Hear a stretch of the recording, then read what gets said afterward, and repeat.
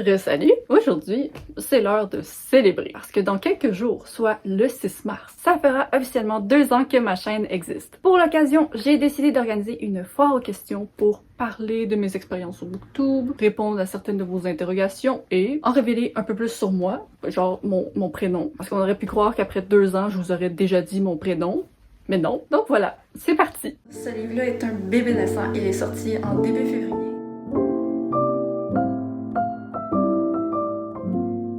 Là, je viens de réaliser que j'avais écrit dans mon planning que ce serait bien de commencer cette vidéo par une sorte de récapitulatif de ce que j'avais fait sur Booktube en 2 ans. Sauf que j'ai absolument rien préparé. C'est pas parce que j'ai pas fait le travail dans le passé que je peux pas le faire dans le futur. Donc, à la fin de ma première année sur Booktube, j'avais 868 abonnés et à la fin de ma deuxième, j'avais 2435. J'avais posté 54 vidéos et celle-ci est ma 99e. Ma chaîne avait un total de 27 000 vues et aujourd'hui, elle en a un total de 102 000.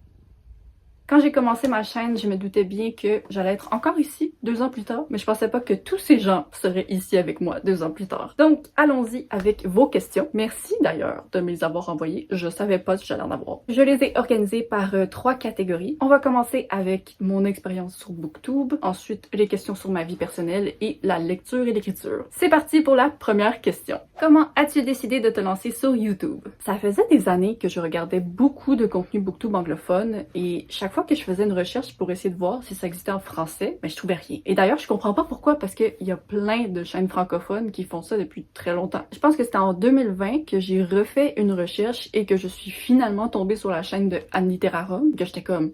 Non seulement quelqu'un le fait en français, mais c'est une Québécoise. À l'époque, j'avais un blog et je me faisais souvent dire par mes proches qu'ils étaient intéressés de connaître mes avis lecture, mais que le format d'un article écrit, souvent ils avaient juste pas le temps ou l'énergie de lire ça. Donc je me suis dit, si je switchais au format vidéo, peut-être que ce serait accessible pour plus de gens. Et je suis passée d'un blog de 50 abonnés à une chaîne de 2400, donc je crois qu'effectivement, c'était plus accessible. Ensuite, j'ai reçu 2 questions plutôt similaires. J'aimerais savoir ce que tu aimes le plus et le moins de Booktube et les bons et les mauvais côtés de Booktube. C'est pas nécessairement la même chose, mais je vais essayer de donner une réponse globale. Alors, ce que j'aime de Booktube, c'est que c'est vraiment une des communautés les plus positives sur Internet. Il y a rarement des drames, du moins de ce que j'en sais. J'ai jamais reçu de commentaires méchants et je pense que c'est une sphère où notre contenu peut être apprécié et trouver sa communauté, peu importe notre apparence physique. Je dis pas que l'apparence physique exerce aucun impact dans la popularité d'une chaîne, parce qu'on vit pas dans un monde parfait. Mais je trouve quand même que c'est moins prévalent qu'ailleurs. On dirait qu'il n'y a pas autant un moule physique dans lequel on doit entrer pour être accueilli. Genre moi dans la vie, je me maquille pas vraiment. Je mets juste quelque chose sur mes lèvres, dit-elle en pointant son menton. Et avant de créer ma chaîne, je me suis demandé si le fait de m'exposer sur internet, ça allait me donner de la pression de genre mettre du cache-cerne pour cacher mes grosses cernes. Mais sur Booktube, j'ai jamais ressenti une pression pour ressembler à quoi que ce soit. Pour ce qui est du négatif, il y a beaucoup de choses qui peuvent être dites, mais je vais me concentrer sur des choses qui sont spécifiques à la communauté Booktube francophone. Bien sûr, je pourrais parler du fait qu'on voit très souvent les mêmes livres passer partout, ou alors du fait que c'est plus difficile d'avoir du succès avec une chaîne qui ne parle pas de livres jeunes adultes, de romance ou de fantasy. C'est pas impossible,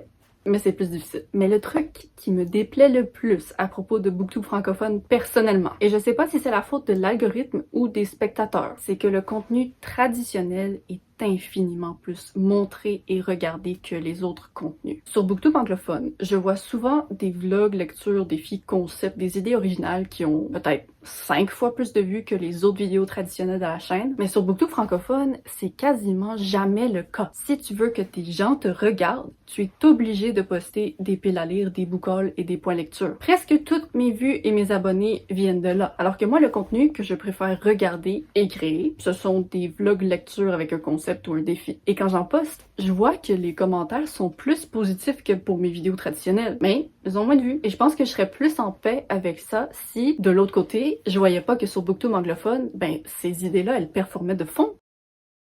Moi, je veux voir plus de vidéos comme ça sur francophone et je veux continuer à en faire sans avoir l'impression que peut-être je déçois les gens qui me suivent parce que c'est pas ça que les gens regardent. Mais pourquoi en anglais les gens regardent ça? Pourquoi il y a une différence? Est-ce que c'est parce que personne les regarde ou c'est parce que personne se les fait recommander? Je sais pas c'est quoi la cause exacte, mais c'est définitivement le truc qui me frustre le plus à propos de Booktube francophone. La prochaine question. Qu'est-ce qui te rend le plus fier de ton parcours? Je pense que je me suis vraiment améliorée pour masquer à quel point je ne suis pas naturelle quand je filme mes vidéos. Genre, j'ai déjà reçu des commentaires comme quoi je m'exprimais naturellement. Mais si vous voyez le footage pas édité de mes vidéos, vous seriez traumatisé à vie. Sans exagérer. Sans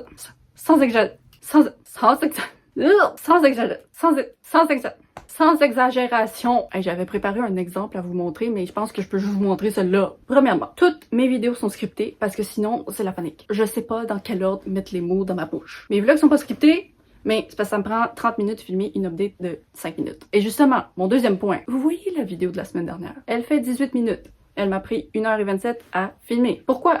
C'est pas parce que je suis assise sur ma chaise à rien faire pendant 1h27. C'est parce que pour qu'une phrase sorte correctement de ma bouche, il faut que je la répète genre 15 fois. Je suis fière du travail que je fais pour camoufler le fait que je ne sais pas parler. Et j'espère que d'ici quelques années, si je réponds à cette question de nouveau, ma réponse, ce sera que je suis fière d'avoir appris à parler. Il y a aussi quelque chose d'autre que je pourrais considérer comme une fierté personnelle, et c'est le fait que j'ai réussi à tenir un rythme de publication régulier, malgré ma règle de ne jamais répéter des avis lecture. C'est un défi, mais personnellement, en tant qu'abonné, je saute toujours le contenu répétitif des chaînes que je regarde. Genre si mettons il y a un point lecture avec des avis sur des livres et que la semaine d'après c'est une vidéo de recommandation et il y a les mêmes livres que dans le point lecture de la semaine d'avant, ben moi je vais sauter. Mais tu sais, j'en fais des vidéos, je comprends pourquoi c'est nécessaire. Je comprends pourquoi les chaînes doivent répéter des avis lecture. Mais moi, je m'étais dit, ça vaut pas la peine que je fasse des vidéos si c'est pour répéter parce que je sais que moi j'y regarderai pas. Je vais pas juger les booktubers qui le font parce que comme mentionné, je comprends, surtout si on poste 2 vidéos par semaine. C'est nécessaire.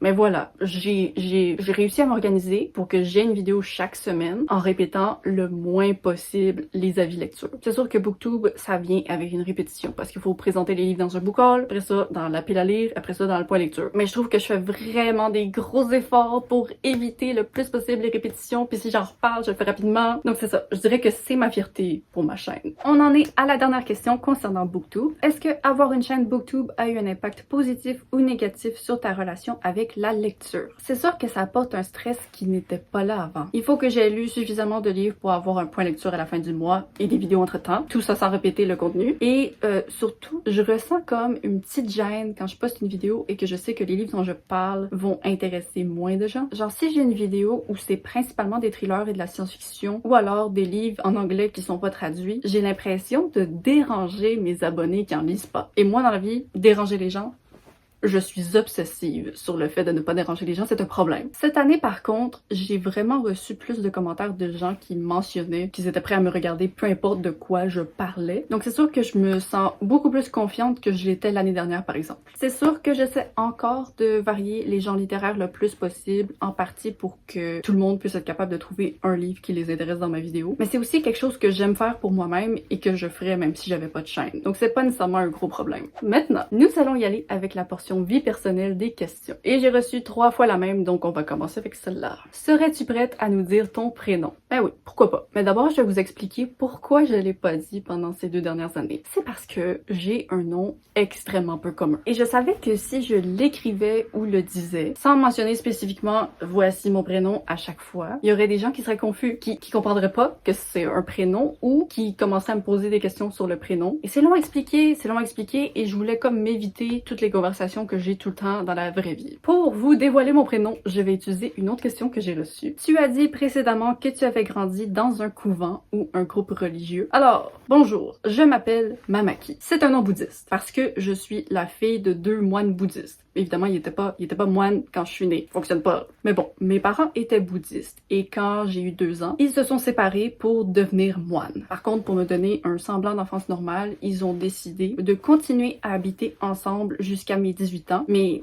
ils étaient séparés, ils étaient pas un couple, ils dormaient dans des chambres séparées. Et pour ajouter un autre niveau de normalité, on vivait également avec mon demi-frère et sa mère, qui elle aussi était devenue nonne bouddhiste. Donc on était 3 moines et 2 enfants sous le même toit. Bref, c'est ça. Je m'appelle Mamaki, mes amis m'appellent Mam. J'étais pas certaine si j'allais le dire un jour, mais je trouvais ça vraiment injuste de mettre mes amis booktubers dans une position où ils devaient vraiment faire un effort pour pas juste dire mon nom par erreur. Et justement, ça a donné un extrait très cocasse dans un live de Maps. Mamaki, sous le ciel. Bonsoir.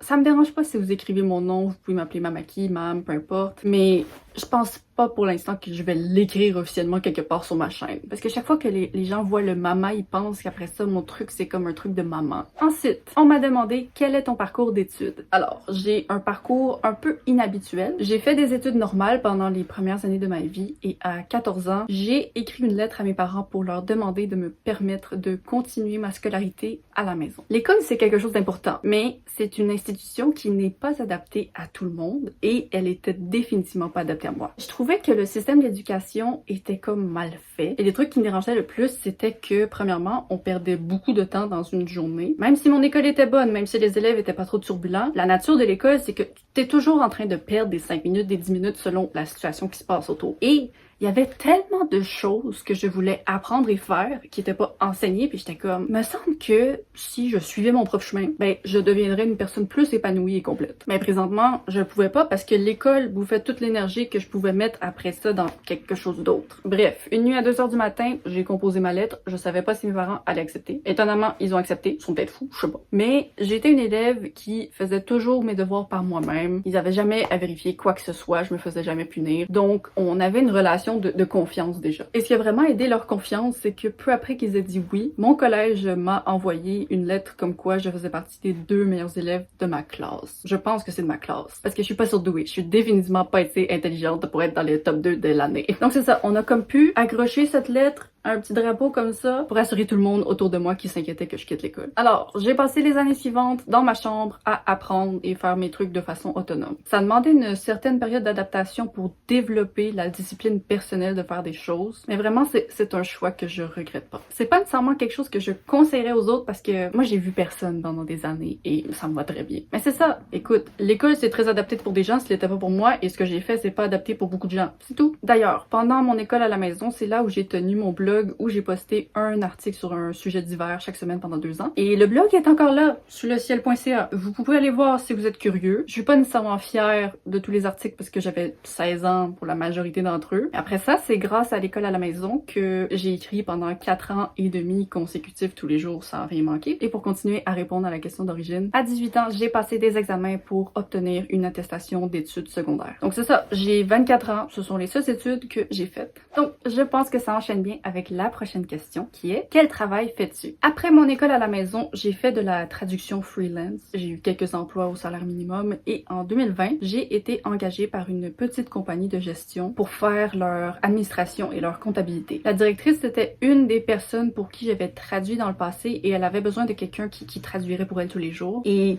elle m'a promis que le côté comptabilité serait très simple, très facile à apprendre. Ça me faisait très peur parce que moi, j'avais jamais fait ça. Mais étrangement, j'ai découvert que la comptabilité, c'était peut-être le travail de mes rêves. Et aussi que l'administration, qui était la voie dans laquelle je voulais probablement me diriger, était quelque chose que je détestais. Parce que oui, l'administration, t'écris, mais t'écris à des gens, c'est terrible! Donc, c'est ça, c'est le travail que j'ai depuis 3 ans. C'est à temps partiel et je le fais de la maison. Dans le même sujet, j'ai reçu 2 questions similaires. Donc, quel serait le métier de tes rêves? Que fais-tu? Que souhaites-tu faire dans la vie hors BookTube ou pas si c'est le projet ultime? Ha! Non, BookTube n'est absolument pas le projet ultime. Je pense vraiment que ça enlèverait toute la joie dans le processus si je devais dépendre de ça pour ma survie. Et aussi, je pense pas que ma chaîne réussirait à grandir à un point où ce serait même une possibilité monétairement. Donc, comme mentionné, mon métier de rêve, c'est d'être comptable et de peut-être écrire des romans sur le côté. Je viens de me voir esquiver la question, j'ai dit peut-être écrire des livres. Et ça, c'est pourquoi? C'est parce que je trouve ça vraiment gênant dans la vie de dire que je veux écrire des livres. Parce que moi, je me sens pas valide de dire ça tant que je sais pas que je suis capable d'écrire des bons livres. Mais c'est pas ça la question. C'est pas le métier que tu penses être capable de faire en ce moment. Donc c'est ça. Le métier de rêve que j'avais toujours voulu avoir, c'était d'écrire des livres. Mais je sais que non seulement il faut être doué, mais en plus, même si t'es doué, il te faut un succès phénoménal pour en vivre. Donc c'est ça. L'emploi dans lequel je me sentirais le plus confortable dans ma vie, c'est la comptabilité. Mais sérieusement, j'adore la tenue de livre. Moi là, si tu veux me faire plaisir, drop une pile de factures sur mon bureau, puis dis-moi, entre tout ça dans Excel.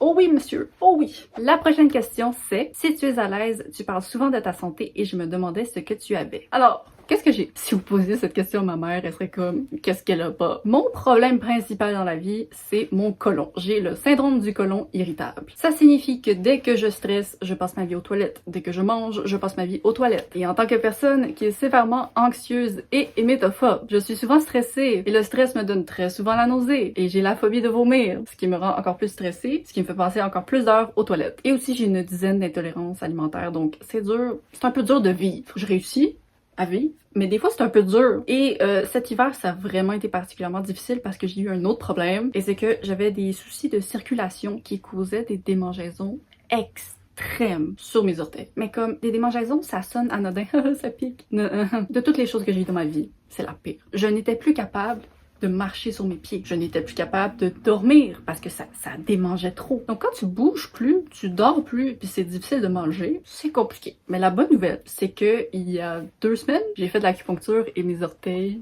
sont guéris. Je peux marcher. Je marche. Là, j'ai juste à gérer mon ventre et mon esprit. Bon, j'ai aussi d'autres problèmes, genre le fait que je sois étourdie 24 heures sur 24 ou que mes épaules se disloquent constamment. Mais si vous me voyez parler de ma santé difficile, c'est certainement de ma digestion. Donc voilà! Ah, il reste une dernière question personnelle. Quels sont tes artistes musicaux préférés? Mon groupe préféré de tous les temps, c'est Muse. J'étais une fangirl extrême quand j'étais adolescente. Je les aime encore beaucoup, mais je me suis calmée. Sinon, j'adore beaucoup London Grammar, Oh Wonder, IU, New Jeans et tout récemment Fujikaze. Il y a aussi Logic, mais ses premiers albums parce que j'aime moins ce qu'il fait depuis quelques années. Et je dois avouer que depuis 2012, 70% de mon répertoire musical, c'est de la K-pop.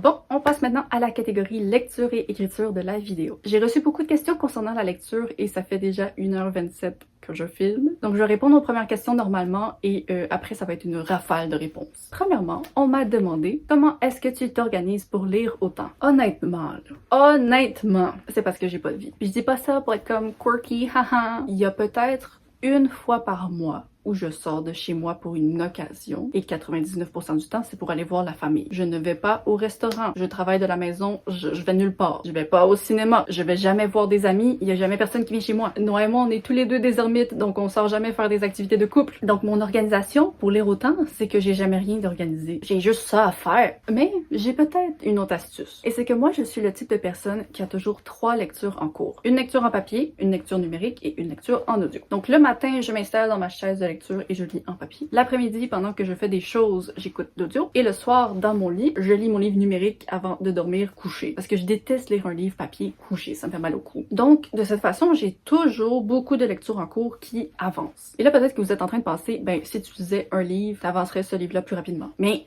non, parce que j'ai seulement un nombre de temps précis qui me permet de lire un certain format de livre. Donc, si je lisais juste en papier, ben, je lirais juste la partie du matin où je lis dans ma chaise. Parce que l'après-midi, je fais des trucs et le soir, j'aime pas ça lire couché. Bref, je pense vraiment que c'est ça qui m'aide. Prochaine question. Tu préfères lire en VO anglais ou en français?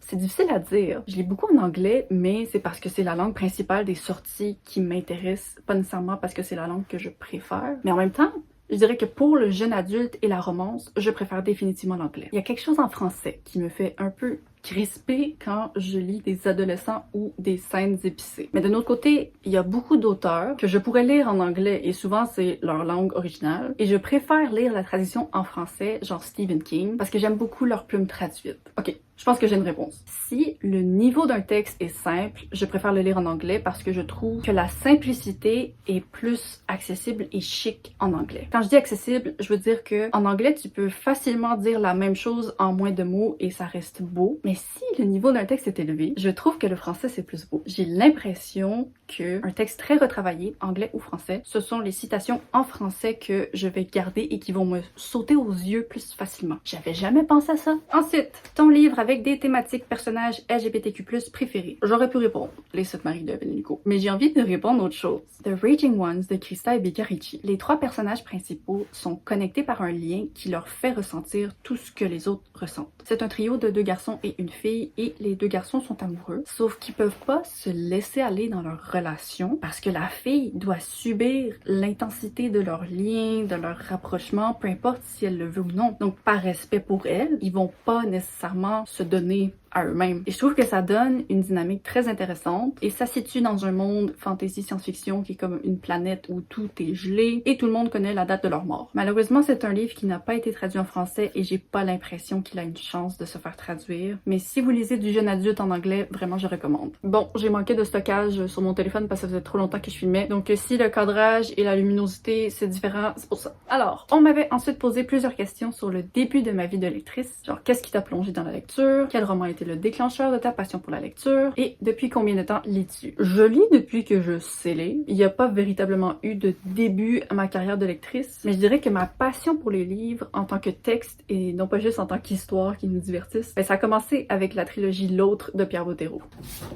Celle-ci. La plume de l'auteur est magique. Et Lana, ça m'a littéralement forgé en tant que personne. Et c'est vraiment grâce à lui que j'ai compris que les mots avaient un sacré pouvoir et que peut-être que je voulais apprendre à les manier moi aussi. Donc j'ai toujours lu. Mais je dirais que j'ai commencé à lire beaucoup à 16 ans, parce que je me considérais comme une lectrice, mais après ça, les gens venaient me voir, genre, t'as-tu des recommandations de livres? Et j'étais comme, hey, j'ai pas lu tant que ça, en fait, dans ma vie. Donc c'est à partir de ce moment-là que j'ai commencé à vraiment faire des efforts pour lire plus souvent, lire plus de choses. Et je suis passée de 24 livres par année à 39, à 60, et après ça, 112. Et là, je dirais que ça fait environ 5 ans que je lis 100 livres par année. Maintenant, on va passer à la rafale de questions auxquelles je vais répondre rapidement. Quel est ton top 5 ultime de livres à lire avant de mourir? J'ai pas vraiment de titre en tête, mais je dirais que ce sont les 5 plus vieux livres de ma palle. Donc ce seront pas toujours les mêmes titres et j'aurai toujours 5 livres sur ma palle, donc il y aura toujours 5 plus vieux livres à lire. Je sais pas si c'est satisfaisant comme réponse, mais moi l'ordre d'ancienneté dans ma palle, c'est quelque chose qui est important. Je vais combiner 2 questions pour la suivante. Un livre ultra coup de cœur et ta plus grande claque littéraire. C'est absolument La Forêt sombre de Liu Cixin. C'est le 2e tome d'une trilogie de science-fiction extrêmement poussée, genre lancez-vous pas là-dedans si vous aimez pas la science-fiction. La révélation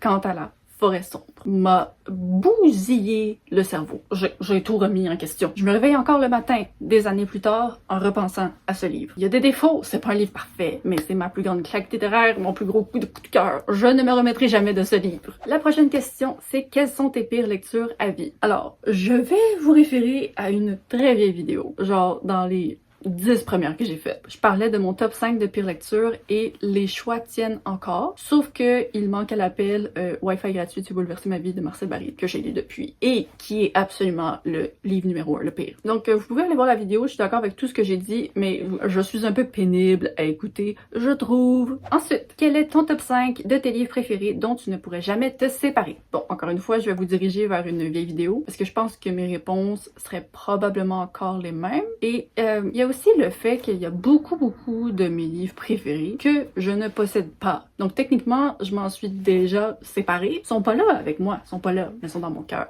Avant-dernière question. Si tu pouvais conseiller un seul livre de chaque genre, ça serait lesquels? C'est une très bonne idée.